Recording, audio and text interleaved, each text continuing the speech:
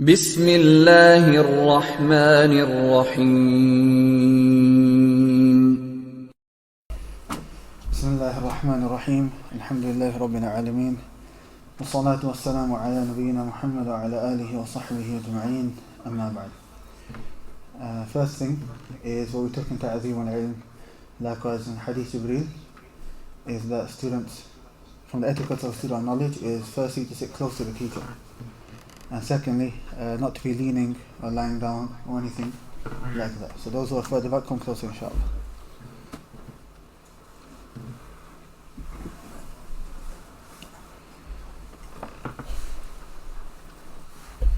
Now we'll start from the right inshallah.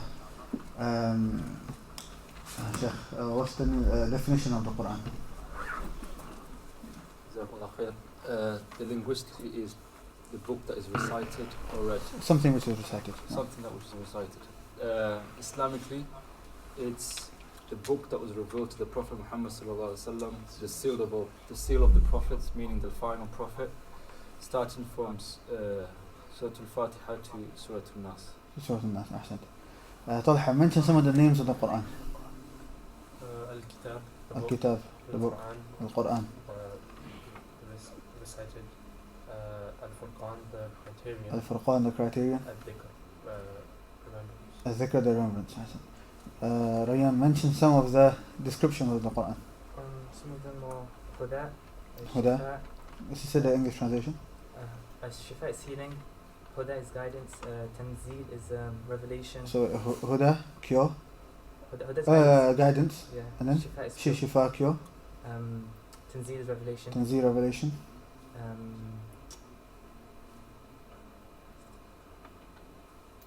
Al-Rahma al-Masi. Al-Rahma, mercy. Hakim, wisdom. We didn't mention that. Does it count? No, it doesn't.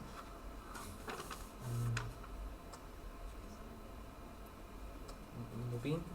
Mubin, something which is clear.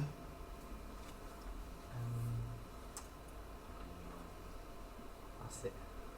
You can help him out. Some of the others. You mentioned 5. You mentioned 12 in total. Bushra Bushra, glad tidings. is Nadir, Nadir, the warning. admonition.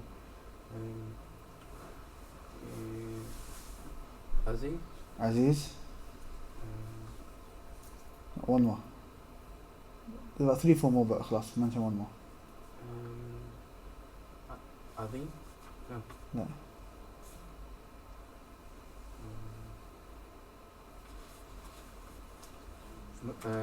Majid. Majid. Surah Buruj, ahsant, very good. Israr, what were the 2 general points that we mentioned regarding the Quran? I don't remember. I don't remember. No. I'll mention the first, you mention the second. The first is that the Quran is preserved from any changes or addition or subtraction.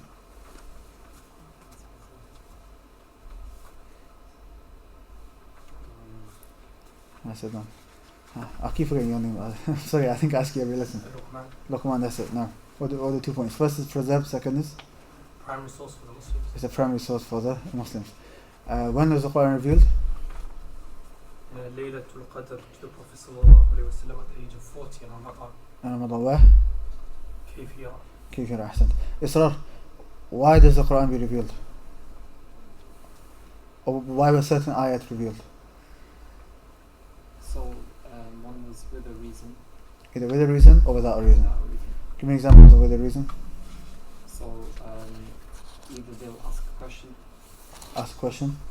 or it's regarding a scenario. Like Regarding a scenario, an incident took place. Okay. You hear last lesson? No? Okay. Alright. We'll go again. Now, what's the difference between Makki and Madani?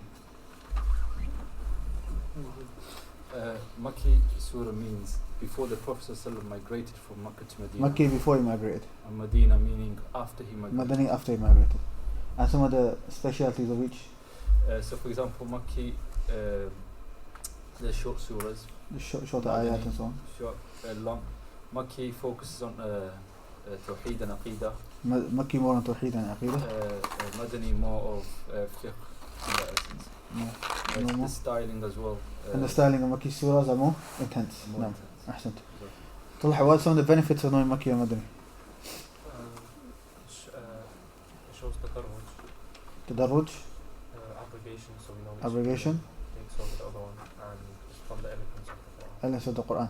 And it's from the surahs we're going to take Surah Al-Duha to Surah Al-Nas. Which ones are Makki, which ones are Madani? Al-Duha is Makki, and Al-Nas. La, from all of the surahs, there are two which are Madani. The two which are Madani are Al-Nasr and Al-Zalzala. Nasr and Zalzala. Ahsant. Mention 5 miracles of the Quran. The first one is eloquence. Eloquence, It's amazing order and style. order and style, It's that no one has able to bring something like it. the challenge of the Quran, It recalls past events past events, and it accurately describes future events. future events. 5 more, the remaining 5. From what it contains, knowledge about the Creator, Knowledge about the Creator, names and attributes, No. guidance for this life, the next life. Also, information about refuting non-Muslims. So it's got no. no. All of that comes in under that point. Under that, yeah. What it contains of rulings. Rulings, Clarifies the halal and the haram. no.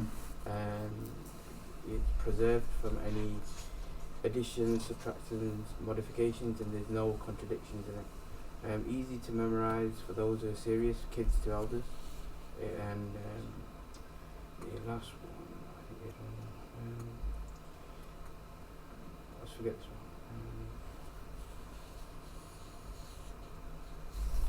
The reciter nor neither the reciter or the listener get bored. Neither the reciter or Especially listener when get it's bored. being repeated. Ahsant, very good. Okay, so I mentioned some of the virtues of the Quran. Uthman ibn Affan radiallahu anhu reported from the Messenger of Allah sallallahu alayhi wa sallam said, خيركم من تعلم القرآن وعلمه. Umar radiallahu anhu. So Uthman said, the best of you, he narrated the Prophet said, the best of you are those who learn the Quran and teach it. No. I can't remember who reported this, but what's called the Quran will come on the day of resurrection as an intercessor. No. Abu Umama. No, the Quran will come as a intercession on the day of judgment. The people of the Quran, or the people of Allah, or the people of Allah, the people of the Quran. Ahl al-Quran hum Ahl Allah wa khasat. The people of the Quran and the people of Allah and the special people. And the people that are close to you. No. The people of the Quran that are the people of the Quran that are proficient with the Quran are closer to the noble and the noble and the upright angels that record, the recording angels. No. So the proficient are with the angels, and those that stutter. Those that stutter have 2 rewards. They have 2 rewards. Okay, Hassan. Luqman, what are the sources of tafsir? 5. Quran, Sunnah, sayings of the Salaf, Arabic language and revelation. Yeah, reasons of revelation. Ahsan. So, tafsir al-Quran with the Quran, the tafsir of the Quran with the Quran, with the Sunnah, with the Arabic language, with the sayings of the Salaf, and with the reasons of revelation. Now, you can pass me the laptop. Let's go laptop. Can I grab one first? Yeah. Grab what? Thing to leave. Yeah. On this slide over here, slide number 19.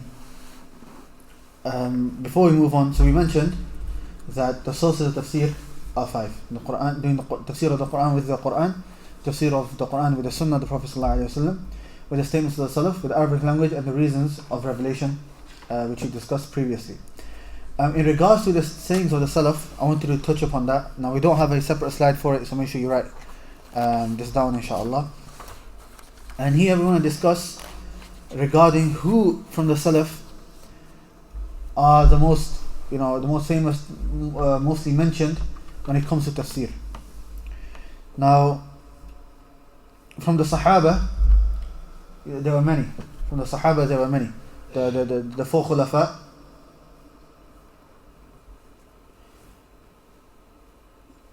Obviously their statements, even though it wasn't that much, because obviously they were busy with being the Khalifa, so they were busy with the affairs of the Muslims and so on. And that's also an answer why, if somebody asks you, why is it that Abu Hurairah radiallahu anhu, if he only accepted Islam in the 7th year after Hijrah, i.e. just over 3 years, and Abu Bakr accepted Islam from the beginning, how is it that Abu Hurairah has narrated more hadith than Abu Bakr? One of the answers is this, that after the death of the Prophet ﷺ, they were busy, the Khulafa were busy with governing the Muslims. Whereas Abu Hurairah radiallahu anhu, he had nothing else to do in terms of a job, so he was just free to narrate. So that's one of the answers you can give to that. And also, Abu Bakr passed away quite quickly compared to Abu Hurairah. Abu Hurairah passed away, I think, 59 after Hijrah. Whereas Abu Bakr just 2 years after the Prophet, and then 10 years later Umar, and then 12 years later Uthman, and then 5 years after that Ali radiallahu anhu. Also from the most famous, Ibn Abbas, Ibn Mas'ud, Abdullah ibn Zubair,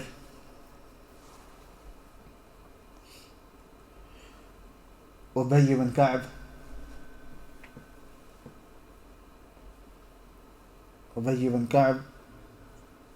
Zayd ibn Thabit,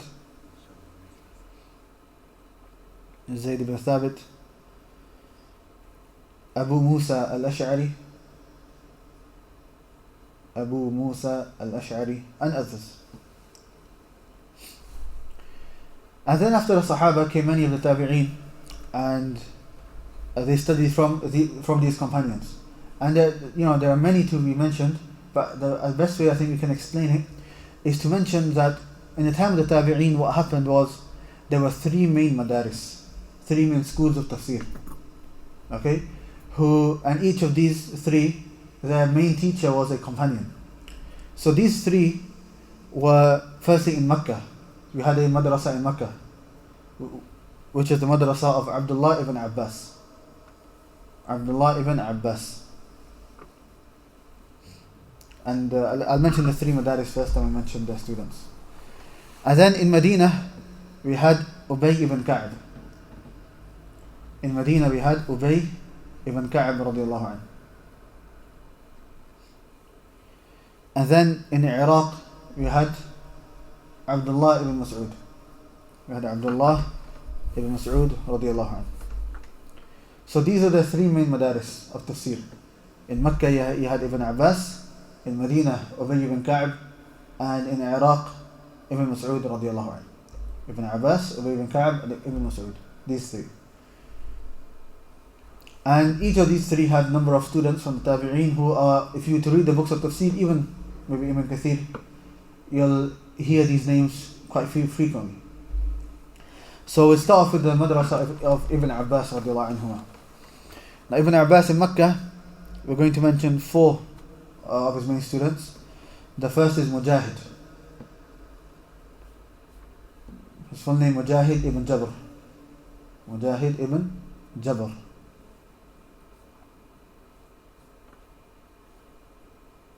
The second is Sa'id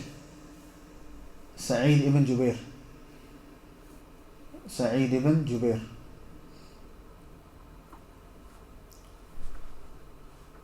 The third is Ata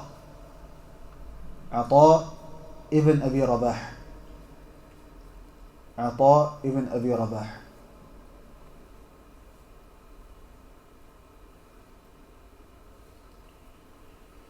And the fourth is Ikrimah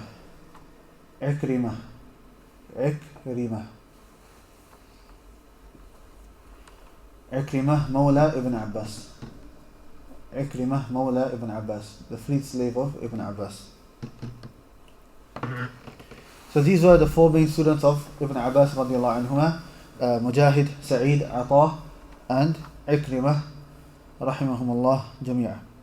As for Medina, Ubay ibn Ka'b, his main students, we'll mention 3 of them. The first is Zayd ibn Aslam. Zayd ibn Aslam. The second is Abu al-Aliyah. Abu al-Aliyah.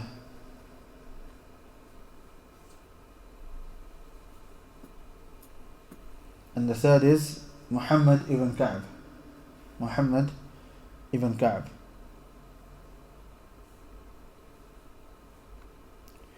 And as for the madrasa of Ibn Mas'ud radiallahu anh, then he had a number of students. From them, Masruq.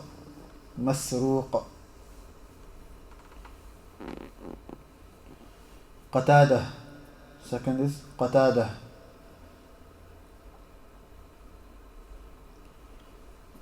Al-Hasan al-Basri. Al-Hasan al-Basri. Al-Dhahhak. Al-Dhahhak. No, we suffice with these 4 inshallah.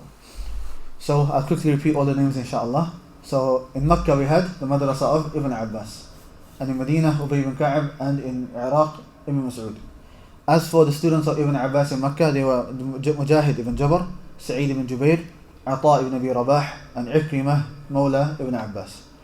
In Medina, the students of Ubay ibn Ka'b were Zayd ibn Aslam, Abu al-Aliyah, and Muhammad ibn Ka'b. And as for the students of Ibn Mas'ud in Iraq were Masruq, Qatada, Al-Hasan al-Basri, and Al-Dhahhak. And maybe if you want to write in an easy way, you can just the way I've done it is you just draw a tree diagram. You write Ibn Abbas in Makkah, Ubay ibn Ka'b in Medina, and Ibn Mas'ud in Iraq. And underneath each name you write their students. So it's like summarized in a nice easy way like that. Inshallah, maybe I'll add a separate slide later on, inshallah. So I think this is really important, that if somebody wants to do tafsir, these are names that you have to be familiar with. Not only do you have to be familiar with the names of the books, Ibn Kathir, Tabari, Qurtubi, and so on, which inshallah today we'll talk about, but also the narrators of tafsir. Remember, from the source of tafsir for Ibn Kathir and Qurtubi are what? We mentioned 5. From them, the sayings of the Salaf. Who are the Salaf that are going to be mentioned? The main ones are the ones that we just mentioned right now. So even if you were to open up Ibn Kathir, you'll find these names. So now at least you know who these, generally who these people are, which madrasa are they from, and who their teachers are. So that is in regards to this. The next issue I want to move on to is the different types of tafsir, or the types of differences in tafsir. Now this is very important, because let's say we come to an ayah and we find that, let's say 2 of the Salaf, for example, one says one thing and another says another thing. Now these are differences. What does this mean? They're contradicting one another. And how do we deal with these differences? And the first thing that is important to know is that there are different types of differences in tafsir. And both of them are written, alhamdulillah. So you don't have to write. The first is ikhtilaf al-tanawwu', which means disagreement or variation. And the second is ikhtilaf al-tadad. Al-tadad meaning disagreement of contradiction. Ikhtilaf al-tanawwu' and ikhtilaf al-tadad. What do these 2 types mean? What it means, the first of variation, what that means, or variance, is basically they're saying the same thing. So we have 2 statements, they mean the same thing. They've just said it in different wordings. One's maybe said a definition, the other one maybe has said a example. Maybe one has mentioned one part of the meaning, the other has mentioned another part of the meaning. In reality, they're both saying the same thing. It's just said in a different way. So as it says here, they all say the same thing but with different wordings or examples. Example, the straight path. We're going to take this in Surah Fatiha inshallah. Allah says, Ihdina as-sirat al-mustaqim. We make the dua, oh Allah, guide us to the straight path. What does it mean, the straight path? Some of the Salaf said, Al-Quran. The straight path means to follow the Quran. Some of the Salaf have said, the Sunnah, or Al-Rasul, to follow the Messenger sallallahu alayhi wa sallam. And some have said, Al-Islam. The straight path means to follow Islam. So let's say we have these three. One has said the Quran, the other has said the Messenger sallallahu alaihi wasallam, and the third has said Islam. Right? They've all said three different words. Are they saying different things? Yeah, they're saying the same thing. The one who follows the Quran is the one who follows the Sunnah, because Allah says, Ya ayyuhalladhina amanu ati'u Allah wa ati'u Rasul. Or you who believe, obey Allah and obey the Messenger. So you can't follow the Quran except by following the Sunnah. And the one who has said follow the Sunnah, then you can't follow the Sunnah without following the Quran, because the Sunnah explains the Quran. And the one who says Islam is built upon the Quran and Sunnah. So they are all saying the same thing, they've just used different words. So this is known as ikhtilaf at-tanawwu'. Ikhtilaf at-tanawwu', where they've said different words, but they are referring to the same thing. The second type of contradiction is known as ikhtilaf, of disagreement, is known as ikhtilaf at-tadad. Tadad meaning contradiction. Now this is where two things have been said or more, and you can't combine between them now. These are actual contradictions. Right? In the first you can combine them, so all of them mean the same thing, or all of the meanings are included.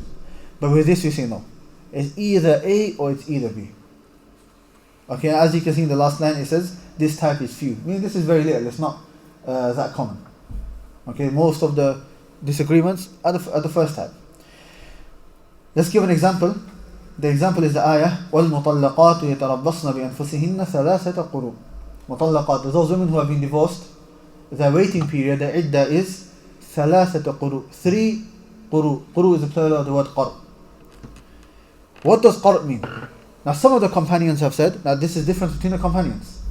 Some of the companions have said qar' means tuhr. Tuhr meaning the time frame of purification. And some have said it means hayd. It means when they are on their menstrual cycle. So there's two different meanings, that two different opinions. One opinion is that woman has to wait 3 cycles of her menstrual cycle. So once 3 of those are complete, then she is free to marry again. And others have said no, the time of purification. So we don't count the timings of when she's on her cycle, but when she is pure, not on her cycle, we count 3 of those. Okay? It's not going to be a massive difference. It won't be a difference of a few weeks, but there's still a difference.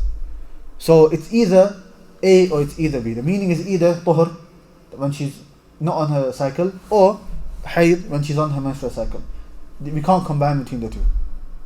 Okay? So these are the two types of differences in tafsir. Ikhtilaf at-tanawwu' and ikhtilaf at-tadad. And in fiqh, even in fiqh there's something similar. In fiqh they don't like to use the word ikhtilaf at-tanawwu' that much. They use the word ikhtilaf lafzi, meaning ikhtilaf in wording. Okay, they like to use that terminology a bit more. It's basically the same thing. Some would say that there's differences between ikhtilaf at-tanawwu' and ikhtilaf lafzi, but generally they are the same thing. So these are two types of differences in tafsir. Now what we're going to do, inshallah, we've kind of finished introduction regarding the Quran generally. Now we're going to move over a bit more onto the book itself. So the first thing that we're going to talk about is the mu'allif, i.e. the author of the book. Now the author of the book, as we read, is the author of the book we are studying is Shaykh Salih ibn Abdullah ibn Hamad al-Usaymi. Shaykh Salih al-Usaymi, short. Okay, and he is from the Kibar Ulama of this time, residing currently in Riyadh. He has a yearly dawrah in Masjid Nabawi every winter, going through the most important books for a student of knowledge, where students, teachers and scholars across the globe come to attend. So this normally happens in winter. Normally there's 2 semesters in a year. In between the 2 semesters there's a holiday in Saudi. They call it Bain al-Faslain, between the 2 terms basically. And the Shaykh comes to Medina and he has a dawrah for 8 days. After Fajr for about 3-4 hours, then from Asr till after Isha, about 2-3 hours after Isha. And the Shaykh, he goes through 15 different books every year. However, this year the Shaykh changed it up. I don't know if any of you are following it, but they've changed it. So instead of there being 2 semesters in a year, there's 3 semesters in a year now. So instead of the Dawrah normally being in beginning of January or end of December, this year it's happening next month. And the Shaykh changed some of the books and so on. We don't really know what's happening. I don't know if the Shaykh, because there's 3 semesters he's doing in the first holiday, will he do something again in the second holiday? We don't know, we'll have to wait and see. But the point being is that the Shaykh, when he attends Medina, all the other teachers stop their lessons, everyone goes and attends the Shaykh's lessons. And you'll find the ulama who come and they also sit in the Shaykh's lessons as well. Shaykh Salih al-Shaykh said he was speaking to Shaykh Usaymi, and Shaykh Salih al-Shaykh said, what you're doing is amazing. Even me, I use that time for me to revise my own knowledge. So stick to what you're doing, and the Shaykh basically gave me advice. I remember when I attended my last year, there were 6,000 students that attended. SubhanAllah, 6,000 other students from UK, students from other Arab countries, other European countries. So if you ever get the chance, bismillah, try to go and attend and benefit from the Shaykh. He has many beneficial books. This is one of them. Maybe the book, I think all of us will be familiar because we've studied it. It's Ta'zim Al Ilm, the glorification of knowledge. That's by Shaykh Usaymi. This book that we are doing, Tafsir al-Fatiha, not this introduction I did. The book that we're going to take, inshallah, hopefully by next lesson, that is written by Shaykh Al-Usaymi. Now, the name of the book is Tafsir al-Fatiha wa Qisar al-Mufassal. Tafsir al-Fatiha wa Qisar al-Mufassal. Let's go through this wording. What does this mean? What do these words mean? Tafsir al-Fatiha wa Qisar al-Mufassal. The first word is tafsir. What does tafsir linguistically mean? Tafsir linguistically means to uncover a covering. Something's been covered, you got a cloth on something, you taking off that cloth and revealing what is inside, that is known as fassara. Fassara in Arabic language. Fassara yufassiru tafsira. Technically, what does it mean? Islamically, what does it mean? Explaining the meanings of the Noble Quran. It is explaining or uncovering the meanings of the Quran. So, tafsir is when you say this ayah means this. If you say from this ayah we benefit A, B, C, D, E, that isn't tafsir. That's tadabbur. That's you pondering over the Quran. And that's you extracting lessons and benefits from the Quran. But saying that this ayah means this, that's tafsir. So we have two steps. We have firstly explaining the meaning of the Quran, and the next step is extracting benefits from it. The first is known as tafsir, and the second is tadabbur. Pondering over the Quran, benefiting from the Quran. And both are important because the goal is tadabbur. Allah says, Kitabun anzalnahu ilayka mubarakun liyadabbaru ayati. As blessed the Quran we have sent down. Why? Liyadabbaru ayati, so that you can ponder over the Quran. However, this contemplation and pondering over the Quran is based upon the tafsir. It is based upon the tafsir. So you can't come to a correct conclusion in your tadabbur, in your pondering, except when you have in the correct tafsir. That's why it's very, very dangerous for a person to... there's a statement of Ibn Abbas which I don't want to go into right now, but even he mentions that, yes, there are some ayat which are clear. قُلْ هُوَ اللَّهُ أَحَدٌ, Allah is one, khalas, Tawheed. Any person can understand that. But then there are many other ayat where you would need to go to the tafsir. Because, especially us being English speakers, not being Arabs, we don't know what the words truly mean in the Arabic language, we don't know what the Sahabah have said, or other ahadith regarding it. So it's very dangerous for a person to pick up the Quran and say this ayah means this, just from his own intellect. In fact, there's a hadith of the Prophet ﷺ, I believe in Tirmidhi. The Prophet ﷺ said, the person who speaks about the Quran without knowledge, even if he is right, I can't remember the ending, I think the ending is, then let him take his seat in the hellfire. Okay, we might have to double check the ending, but the person basically mentioned a punishment at the end of the hadith. A person, even if he is right, even if what he has said is correct, there's still punishment for that person. Why? Because he's spoken about the Quran without any knowledge. That's why it's very, very dangerous for a person to speak about the Quran without knowledge. And the same goes in other fields, if you think about it. If a person who's still a medical student or hasn't even studied, he comes and he does an operation. He doesn't know what he's doing. Somehow he's fluked it on the first operation and the operation is successful. Now is the time for his second operation on you or on one of your family members. And he tells you, yeah, I'll be honest, I didn't have a clue what I was doing in the first one, but it worked out. But I'll do yours as well. Inshallah it works out. Would you be happy for him to do your operation, or would you say, no, give me a proper doctor? Of course not. You'll say, give me a proper doctor. But he was right. He was successful in the first one. It doesn't matter. He wasn't qualified to do so. Likewise in the Quran. It's not for any person to pick up the Quran and say that this means this and this means that and this means that.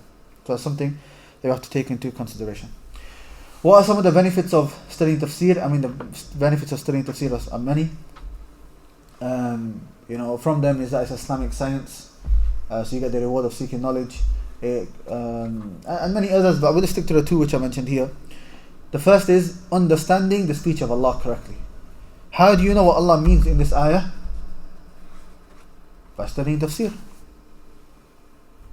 So you understand the correct meaning, what Allah intended, by studying tafsir. And the second is that it increases your khushu', your humility and concentration in salah. You understand what the Imam is reciting. How many times do I have a student who maybe studied Arabic or done tafsir of a certain surah, and then I'll get a message later that this tarawih was my best tarawih because I understood, maybe not fully, I'm not on the level to understand it fully, but a lot more than I did last year. So that increases the khushu' in the salah. You understand what is being said, what is being recited. And how do you know that? By studying tafsir. Now, we finished with the word tafsir. We're going to come to the tafsir books later, but let's just explain what the words mean. The next issue, now this is more of an introduction to the next part, which is Tafsir al-Fatiha wa Qisar al-Mufassal. Al-Fatiha, I think everyone knows what Surah Fatiha is. We don't need to explain that. But Qisar al-Mufassal, what does that mean? That's what we're going to discuss now. But before we discuss exactly what that word means, a little introduction, which is an extra fa'idah, which is mentioned by Shaykh Muhammad Qasim in his book Al-Khutwat Al-Sa'adah and Al-Harbi, and others is mentioned by a few, which is the issue of how did the Sahaba split the Quran? How did the Sahaba split the Quran? The Quran has been split into different parts by the Salaf. The way the Sahaba used to split the Quran was in 7 parts, meaning every day they would recite one part and finish the Quran in a week. Now how can you remember these parts? We've got an acronym here, which is the word Fami Bishawqin. Fami Bishawqin. You can add the harakat. Fami Bishawqin. Each letter represents a surah. So you just need to memorize the word Fami Bishawq, and you'll know how the Sahaba split the Quran, which is Fami Fatiha, Surah Fatiha. So they start with Surah Fatiha. And then Fami Mim is Surah Ma'idah. So the first day they would recite from Surah Fatiha to Surah Al-Ma'idah, till Surah Ma'idah, not including Surah Ma'idah. Yeah? And then Ya is Surah Yunus. So the second day will be from Ma'idah to Yunus. Fami Ba is Surah Bani Israel. Some masahif they call it Surah Isra, and other masahif they call it Surah Bani Israel. The same surah. The first surah in the 15th juz, the one before Surah Kahf. So this is known as Bani Israel. And then Fami Bishaw Sheen. Sheen is Surah Ash-Shu'ara. Surah Ash-Shu'ara. And then Waw. Waw is Was-Safat. Was-Safati Safa. And then we have Qaf, which is Surah, have a guess? Qaf is Surah Qaf. That one's easy. Qaf is Surah Qaf. So, the first day from Fatiha to Ma'idah. Then from Ma'idah to Yunus. The Yunus to Isra. Isra to Shu'ara. Shu'ara to Safat. Safat to Qaf. And then the last day will be Qaf to Surah Al-Nas. Okay? So, how do you remember that? Fami Bishawq. Fami Bishawq. Fa, Mim, Ya, Ba, Sheen, Waw, Qaf. So this is how the Sahaba radiallahu anhum used to split the Quran. So if anybody wants to try to implement that and finish the Quran in a week, you can follow the way that the companions used to do it. But this is an introduction to the meaning of the word Mufassal. So remember this, and remember that the splitting of the Quran in 7 parts, the last one starts with what? Qaf. Okay? Why do we mention this as an introduction? Because from Surah Qaf to Surah Al-Nas, that is known as the Mufassal. From Surah Qaf to Surah Al-Nas, that is known as Mufassal. Okay? And this was taken from a hadith of Prophet ﷺ. I'll just give you the reference so you can read it later. Abu Dawood 1395. So Abu Dawood, hadith number 1395, where Aus ibn Huzaifah was asked, he said that I asked some of the companions, how did you split the Quran? And then he mentioned numbers. He said 3, then 5, then 7, then 9, then 11, then 13. and then the Mufassal. If you work it out, it works out to be basically the way we mentioned it. And yeah, so and this word Mufassal was known to the companions as well as a hadith from Ibn Mas'ud and others where they use this word.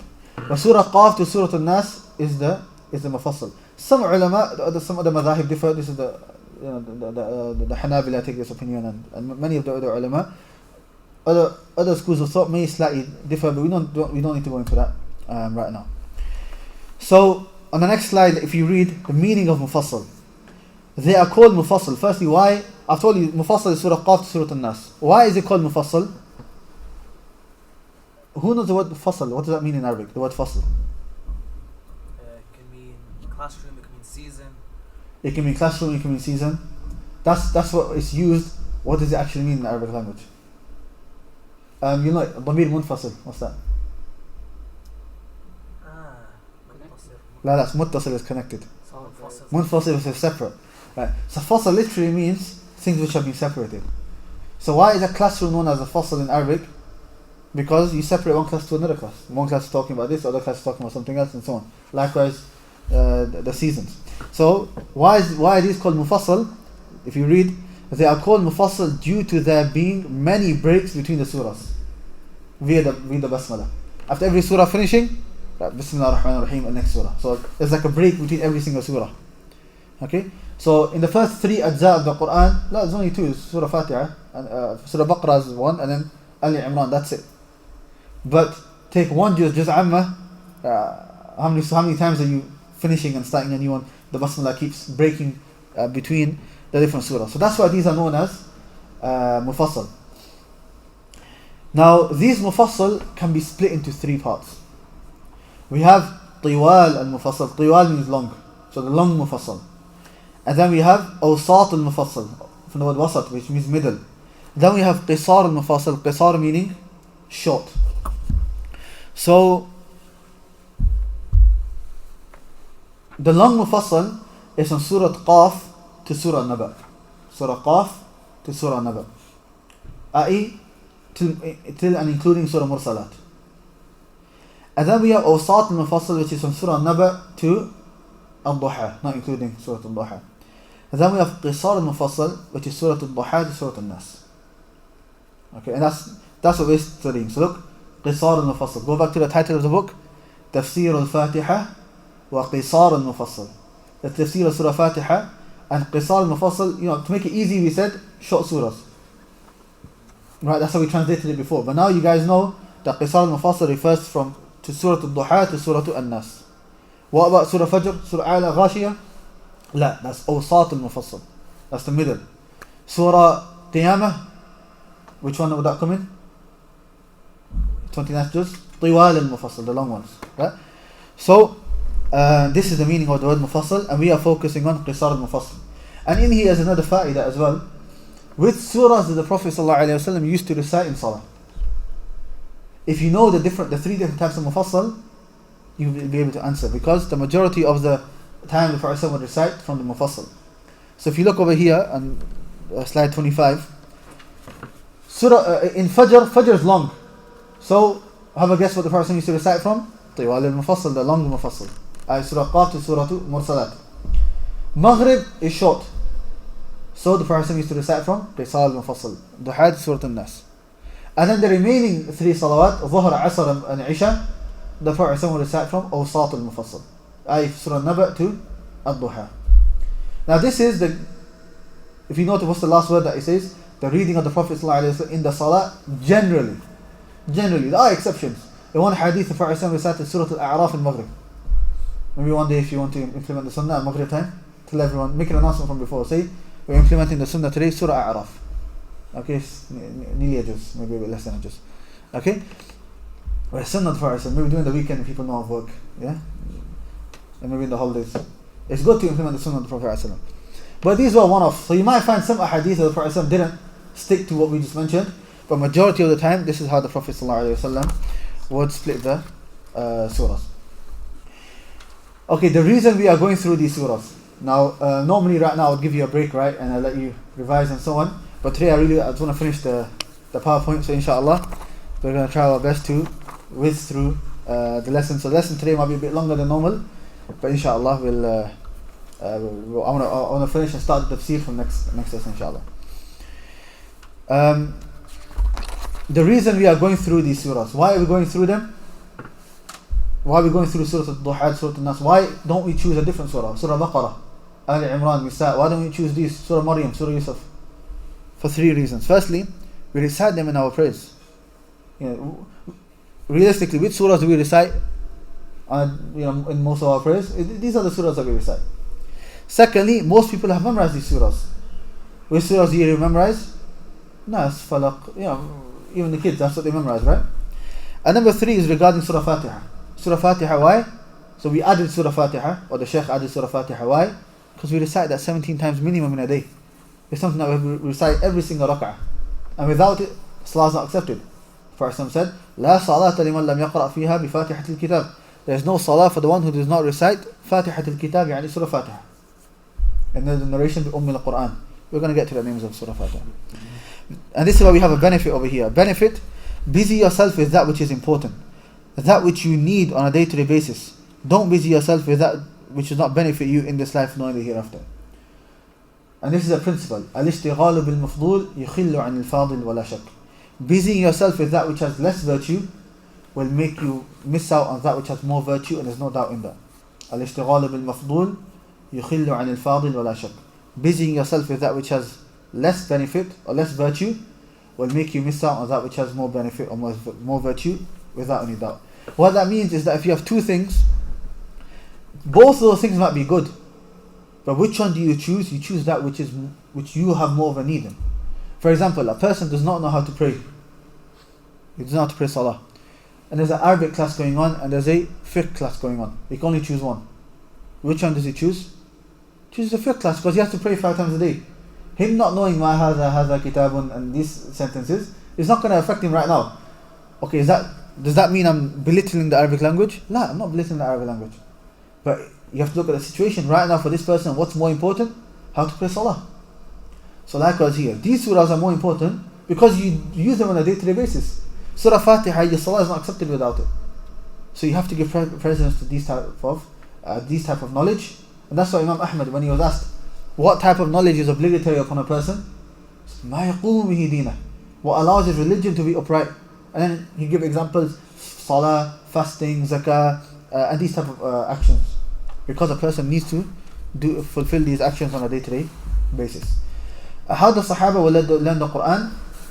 The Sahaba, it's mentioned in the narration of Abu Abdurrahman As-Sulami, that the Sahaba would learn 10 ayat at a time, understand them, act upon them, and only then will they move on. Okay, and you can read the narration later. And this is where we learn that there are 3 types of people when it comes to the Quran.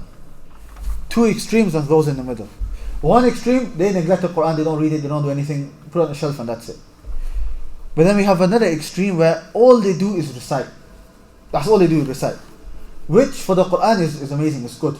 Because the Quran is the miraculous nature that just by reading it, it will have an effect on you, effect on your iman, and your deeds will be increased. As we know the hadith, whoever recites 1 letter will receive 10 harakat, 10 hasanat. But the Quran wasn't revealed just for that. If you are just doing that, you're deficient in the Quran. You have those in the middle. Those who read, memorize, ponder over the meanings, and act upon the Quran. So learning the meanings, Allah says He sent the Quran لِيَدَّبَّرُوا آيَاتِهِ, so you can ponder over its meanings. Then once you've understood it, you have to act upon it. That's what the Quran was revealed. It wasn't really just to put on a shelf and just to read and not understand that. You have to act upon it. And what's the proof for this? The proof for this is the narration that we mentioned previously of Abu Abdurrahman As-Sulami. And also another ayah in the next slide where the Prophet ﷺ will complain to Allah and he will say on the Day of Judgment, Ya Rabbi inna qawmi ittakhadhu hadha al-Qur'ana mahjura. That my people have migrated from the Qur'an. Not just gone away, they've migrated. They've gone from one place to when people migrate, what do they do? One weak country to another stronger country. The Prophet ﷺ will say, my people have done migration, like complete abandonment of the Quran. Ibn Qayyim rahimahullah in his book Al-Qawaaid, he explains what does it mean to do Hajr al-Quran. And he basically mentions what we mentioned before. They don't listen to it, they don't read it, they don't act upon it, they don't seek it as a means of cure. And he mentioned 5 things, basically the points that we mentioned. Okay? So, we have to keep this in mind when it comes to the Quran. It's not just for reading, we have to understand it, and that's what we're trying to do in these lessons, inshallah, from next week. Understand the Quran, and then what? Act upon it. That's the most important. The Prophet ﷺ said, وَالْقُرْآنُ حُجَّةٌ لَكَ أَوْ عَلَيْكَ. The Quran is either a proof for you or against you. You act upon it, you're sincere, you learn its meanings, on the day of judgment it will come and it will say, oh Allah, He acted upon me. You either are not sincere, you do it to show off, or you learn but then it goes in one ear, comes out the other, and you don't act upon it. Quran will come and say, oh Allah, He knew what was inside of me, He didn't act upon me. The Quran will testify against you on the day of judgment. We ask Allah to make the Quran and prove for us, not against us. Right, the next question now, very important question. Which tafsir should I start with? Okay, I want to study tafsir. Okay, but obviously in our lessons we're going to stick to the book. But generally, if somebody wants a tafsir, which is a good book? The ulama, they advise a tafsir nas tafsir as-Sa'di. The actual name is longer. It's known Taysir Karim al-Rahman fi tafsir Kalam al-Mannan. But and it's this book over here that I've got. So tell me if it's in short. Yeah. As you can see, it's one thick volume in Arabic. There's another. This is the print of Dar ibn Jawzi. There's another print as well, which is in 4 volumes. Smaller, it's got more space for you to write. If you look at this, you can see how they have the ayat and then tafsir is the rest of the page. It's quite small, but it's in 1 volume. That's the benefit of it. But there's a 4 volume one as well, and it has been translated into English as well. Why should we start with this tafsir? What about tafsir ibn Kathir or Qurtubi or Tabari? We'll speak about them in a second, but why this one? I've mentioned 6 reasons for you. The first is the advice of the ulama. You go to the ulama and you ask them which one would you advise for a beginner. A lot of them would say Imam al-Sa'di, Tafsir al-Sa'di. You can say Sa'di and Sa'di, same thing, 2 ways of saying the word. Okay? The second is that it's concise. It's very brief. You know, he'll mention the tafsir of an ayah with 1 or 2 sentences and he'll move on. The main thing, and if needed then he'll add a bit more. But it's very concise. Whereas tafsir ibn Kathir was 3-4 ayat, you'll have to turn pages and pages and pages. Right? And the reality is, the longer a book is, people aren't going to finish it. Okay? So, basically, it's concise. In other words, it's smaller. It's smaller. Number 3, it's easy and clear. It's not technical or anything. He's written it in a way that even the general people can just read. Very easy. The 4th is that he's written it in a way where it helps you to act upon it. So he mentions benefits and he does it in a way, not just technical in the sense that this means this. Like he's written it in a way where it allows you to ponder, I can act upon this ayah by doing this. The 5th is that he gives a lot of importance to Tawheed. And the 6th is that he mentions very few differences of opinion. If you open Ibn Kathir, Ibn Kathir mentions differences of opinion, for example. You're going to be confused. You're going to forget who said what and what was correct, and you're not going to know what's going on. Imam al-Sa'di mentions the strongest one, and that's it. You know what this means, right? Go act upon it. Right? And that's what a beginner needs. Once he's understood the Quran like that, then he wants to specialize a bit more, then he can move to other books. So these are 6 reasons why we should start with Tafsir Ibn Kathir. Right, some of the more famous tafasir, it's important that a student of knowledge understands or maybe not understands, but he recognizes the other books of tafsir. Okay? Now, the books of tafsir are many. I've only mentioned 7 here, but there are many.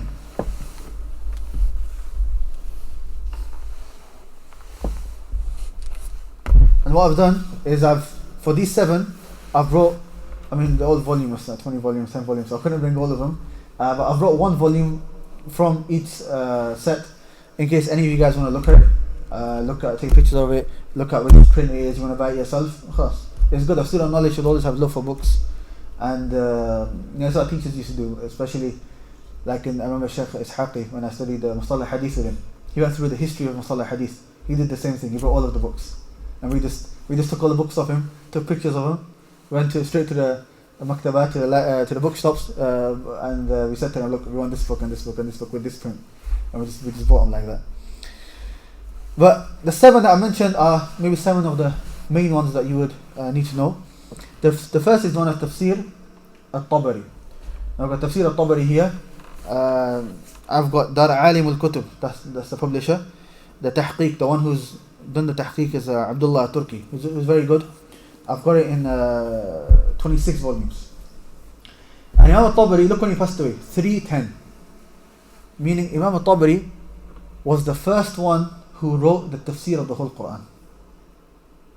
And every person who came after Imam al-Tabari, Ibn Jarir al-Tabari, his name is Ibn Jarir al-Tabari.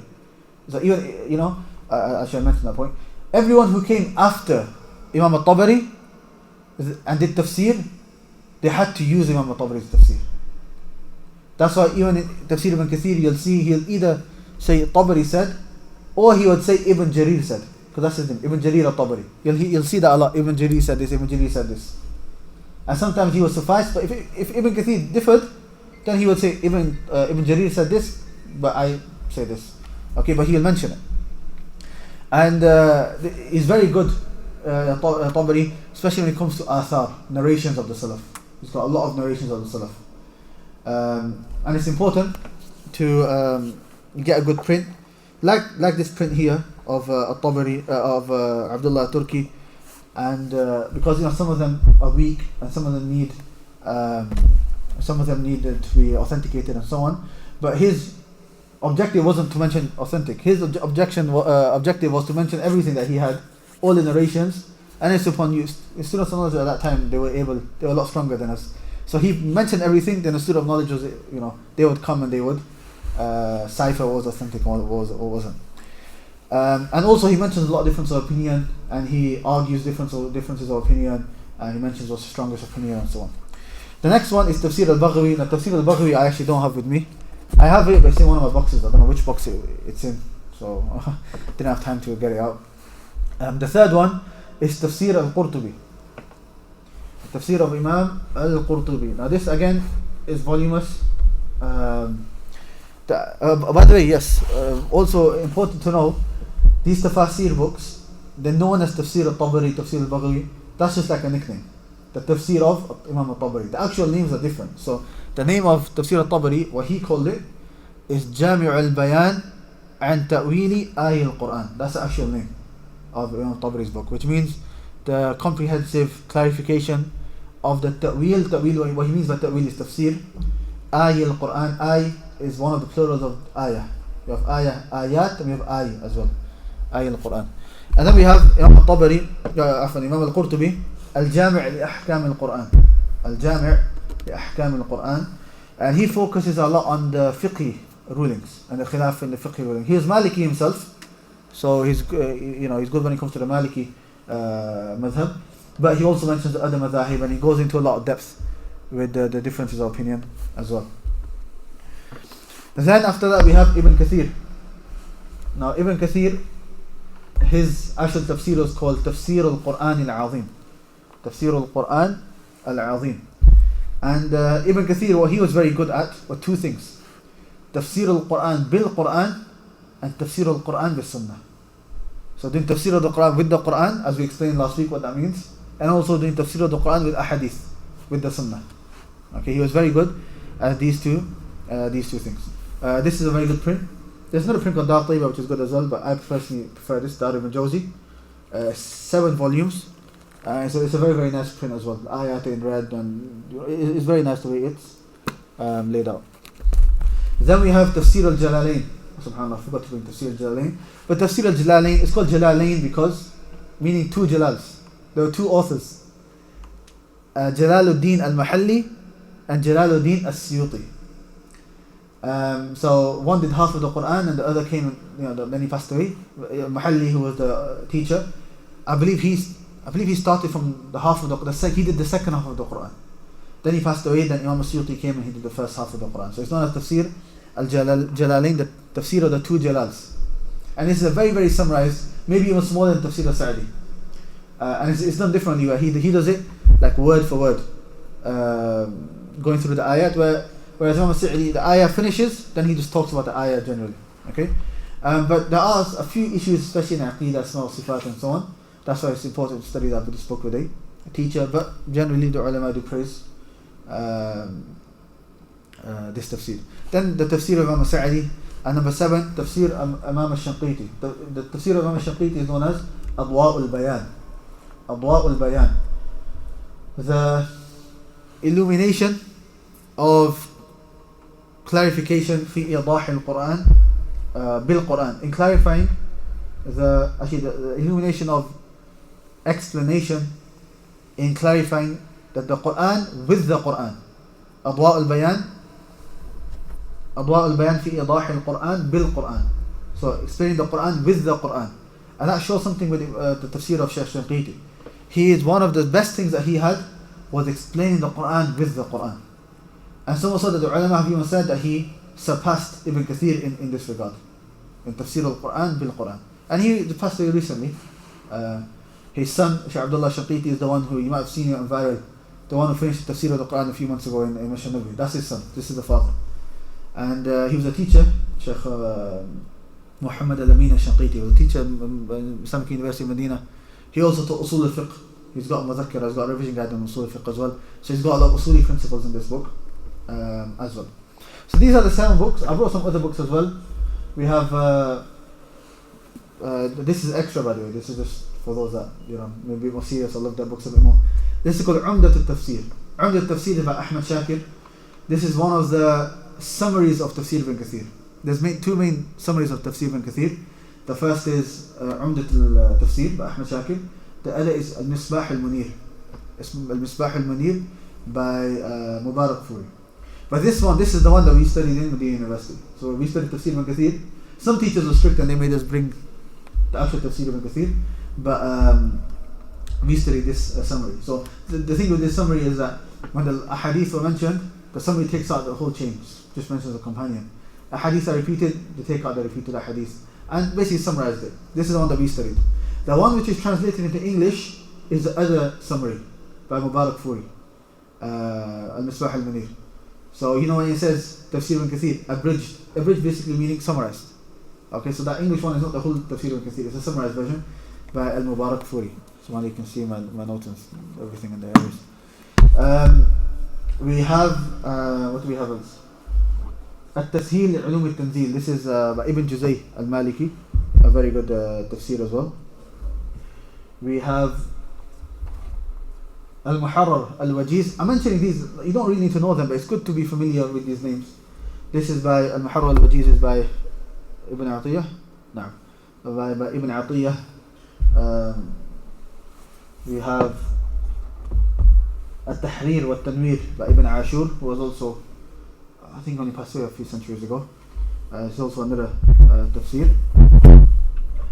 And then over here we have this one here by Ibn Uthaymeen. Now Ibn Uthaymeen did in the tafsir of the whole Quran, but you can find a lot of the surahs printed separately. So this one is Surah Al-Ma'idah. He's got Surah Baqarah, he's got other surahs. I did see one print where I think it's Surah Durrah or Durr al-Astameen, where they gathered all of his tafasir and put it together. But Ibn Uthaymeen you can find separately. And these two as well, a lot of students don't know, but these two came out recently. Bada'i' al-Tafsir is the tafsir of Ibn Qayyim, rahimahullah. Now, Ibn Qayyim doesn't have a tafsir, but throughout all of his books he's spoken about many ayat. So the author of this, the one who gathered it, Yasri as-Sayyid Muhammad, what he basically did is that he gathered every time Ibn Qayyim talked about an ayah, he gathered all of that together and put it together in a book and basically made it his tafsir. And then the last one is the same thing, by Shaykh al-Islam Ibn Taymiyyah, rahimahullah. So anyways, these are a number of books on tafsir. The main ones are these, and then I mentioned some extra ones. On the next slide there's a lecture for you guys to listen to in your own time, inshallah, showing the importance of starting with the Quran. That I advise you to listen to. There are many of the Salaf, like Ibn Jurayj, he came to Ata ibn Abi Rabah. He said, I want to seek knowledge. He says, memorize Quran?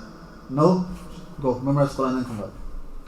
And then when he came back, he said, Ta'allamta al-Fariḍah, have you learned that which is obligatory upon you? He said, no. Go learn that. And then he came back, and then Ata taught him, and he stayed with Ata for 17 years. But it shows the Salaf would give a lot of importance to starting with the Quran. Right, and with that, alhamdulillah, we finished. The last question is, what do I expect from you? So obviously, this introduction has to be solidified. I know today we've taken a bit more than normal, but I just wanted to finish it. So, but everything in this introduction you have to know. Okay? As for the extra benefits I mentioned, you don't need to. The extra tafsir you don't need to know. The only extra thing is the three madaris. The three madaris that I mentioned today of tafsir, of Ibn Abbas, Ibn Ka'b and Ibn Mas'ud. Those three are extra. Other than that, everything else I believe is in the introduction. But from the surahs that we are going to take, there's a number of things that I need from you. The first is to memorize these surahs. Alhamdulillah, I think many of you might have memorized, but if you haven't, memorize these surahs. Surah Fatiha, Surah Duha, till Surah Al-Nas. The second is to know the topics of these surahs. So what that means is that before I go into the tafsir of each surah, I'll mention the topic or the objectives of each surah. What is the main thing the surah is talking about and the main objective of this surah, why the surah was revealed. Okay, I'll add that inshallah. The third, this is optional, is to know the word for translation of each surah. Okay, Alam tara kayfa fa'ala rabbuka bi ashabil fil. You can say Alam tara, Alam, did you not tara, see, kayfa, how, fa'ala, did, rabbuka, your Lord, bi ashab, with the companions, al fil, the elephant. Then you can get a sentence. Have you not seen how your Lord did or dealt with the companions of the elephant? Right? If you know a word for word, that's a lot better. Obviously, I don't expect everyone to know every single word, but it's this option, try. This should be an objective. And the fourth is make notes. It's very important because the book actually is in Arabic. So the tafsir or the Shaykh, I don't think it was sent here. I will send it during the week, inshallah. The book of Shaykh Husayni, where he explains these surahs, is actually in Arabic. I know a brother who's translating it, but when I taught this book last time, he was translating it then as well. So I don't know when it'll be out. So what I need from you guys is, I'll translate inshallah as we go along, as the Shaykh says this. So I need you guys to kind of follow along with me. So this is different to the Usool Athalaatha that we did. Everything was written, right? And Qawaaid Alarba. Here you'll have to write a lot more. Okay, so I need you guys to pay attention. If you guys are confused, you didn't understand what this line means, ask me and I'll clarify. Maybe I forgot, or maybe I say it in a way where you can't tell that I'm translating. No problem, ask inshallah. Okay, so is it everyone clear on what I expect from you? And with that, we finished the PowerPoint, alhamdulillah. So we've taken, if you go back right to the beginning, a number of different points in the PowerPoint. We've taken the definition of the Quran, general points regarding the Quran, regarding revelation, Makki, Madini surahs, miracles of the Quran, virtues of the Quran, sources of tafsir, types of differences in tafsir, the author of the book, the meaning of tafsir, what is Mufassal, how the Prophet recite in Salah, why have we chosen these particular surahs, the different types of people with the Quran, which tafsir book should I start with, and some of the different tafsir books, and the importance of starting with the Quran as a lecture that you should try to listen to, and what I expect from you. So alhamdulillah, in the introduction, 3 lessons, okay, but we've taken a lot, alhamdulillah, a lot of the main points. And like I said, the majority of the points from this introduction I took from Ibn Uthaymeen's book, Usool Tafsir, which he has explained himself as well, which you can buy in Arabic. I have added a lot of extra stuff which isn't in there, and I've maybe taken out some stuff, but a lot of the things I've taken from there, alhamdulillah. So what we've taken in these 3 lessons so far, I need you guys to revise and know all of it inside out, inshallah. And next week when I come, if you guys aren't able to answer, small lesson. I'm not signing the tafsir until you guys know this introduction inside out, because it's like the foundation for the rest of tafsir. So inshallah, I'll send the book, the PDF in the group. Try to print it out if you can. It is quite a few pages. Try to print it out if you can, inshallah. And from next week, if you guys pass the revision, then we'll start with the tafsir of Surah Al-Fatiha, inshallah. Any questions before we finish? No, you can't buy. You can't buy. That's an issue with Shaykh Husayni's books. In Tadhim Al Ilm, you can't buy separately. Unless you go to the Dawrah, then they do distribute it as a whole set with all the other books that he teaches. Otherwise, you can't buy it. So that's why you should try to print it out, inshallah. Wallahu a'lam. How many surahs are there? 114. لا from Surah Duha, Surah Al-Nas. Oh, I know. We'll try to do minimum. Surah Fatiha might take, it depends. Last time I took about 3-4 lessons in Surah Fatiha. I went quite a bit of detail. I'm thinking about it. I'll try to do maybe 1 or 2 lessons in Surah Fatiha. Then every other surah after that, minimum 1 surah lesson, I'll try to do 2. So work that out, I don't know how many that equals. Last time I taught it in total, including the introduction, was 25 lessons. Last time I was the one that's on my YouTube channel, that's 25 lessons. No, so we're going to start with Surah Fatiha, then Surah Al-Duhat, and Surah Al-Nas. Okay? Now. So the miracles of the Quran, then those 10 I took from Tafsir Ibn Juzay Al-Maliki, which is this one. He has 2 introductions in here. One is about Quran generally, and the other is about the words in the Quran. Within there, I think I've got it marked actually. So the print I have, volume 1, this is Tayyibat al-Khudra, chapter 11, page 118. He mentioned the 10 points here. Okay, so now. Qafiyah is, so for example for Nuniyah, would it be 93% of the Surahs or of the Quran? Generally. No.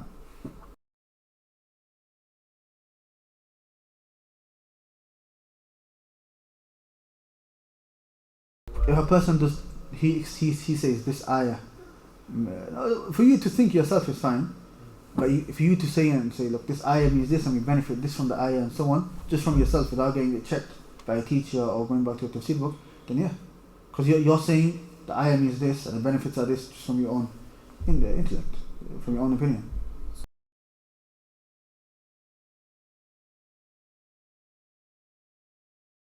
Yeah, no, all of them would be.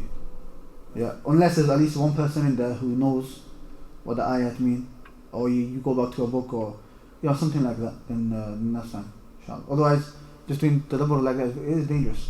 There are, look, if you can write this down, I didn't add it in the PowerPoint, but Ibn Abbas radiallahu anhu, he says the tafsir are 4 types. He says there's that tafsir which nobody knows except Allah. There are some things that nobody knows except Allah, which is regarding maybe the details of the unseen, which Allah has mentioned, and so on. And then there are some tafsir which only the ulama know, because the general people can't understand it. You have to have a certain level of knowledge for you to understand the meaning. And then there are some which a person can know the meaning by knowing the Arabic language. If you're proficient in the Arabic language, then you know what the word means. And then the fourth is tafsir la ya'zur ahadun bijahl. Then there's that tafsir which nobody is excused from not knowing its meaning. So some ayat are just clear, like aqim as-salah, establish the prayer. You don't need to read the tafsir to understand what that means. That means pray. It's obligatory for you to pray. So some ayat, yes, some ayat are clear, but those ayat which aren't as clear, that's the grey area. Okay, so if Allah says atu zakah, give the zakah, it's straightforward. Okay, qul huwallahu ahad, Allah is one. Right, is there more than one Allah? No, it's clear cut. You can say that Allah is one. You only worship one Allah. But other ayat which aren't clear cut like that, that's for the grey areas. Okay? Would we say that the start of the surah is Alif Lam Mim? Huruf al-Muqatta'a, na'am. There is khilaf. Some ulama do give it a meaning. But upon the opinion that nobody knows that meaning apart from Allah, then na'am, that would come under that tafsir which no one knows except Allah. طيب نستغفر سبحانك اللهم وبحمدك اشهد ان لا اله الا انت استغفرك واتوب اليك.